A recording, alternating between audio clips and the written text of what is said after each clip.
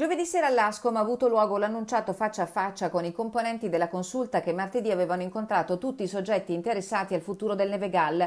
Com'è finita? Il risultato della riunione è chiuso a chiave in un cassetto e le bocche, per ordini superiori arrivati da Piazza Duomo, sono rigorosamente cucite. Rispettiamo questa richiesta perché il momento è delicato e una parola di troppo potrebbe mandare all'aria tutto, si mormora nei corridoi dell'Associazione dei Commercianti Bellunesi.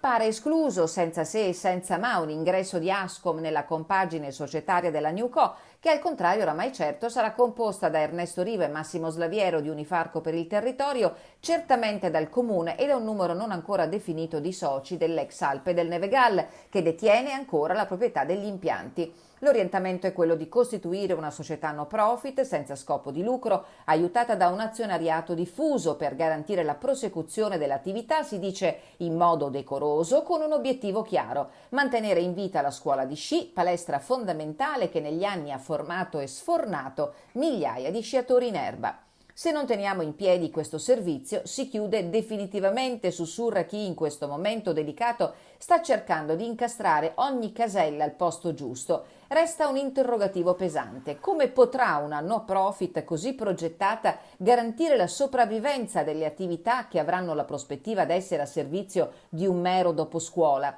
L'idea, per quanto in fase embrionale, è ancora in fieri e forse potrà diventare qualcosa di più dopo l'assemblea dei soci dell'Alpe del Nevegal convocata per il prossimo 28 ottobre.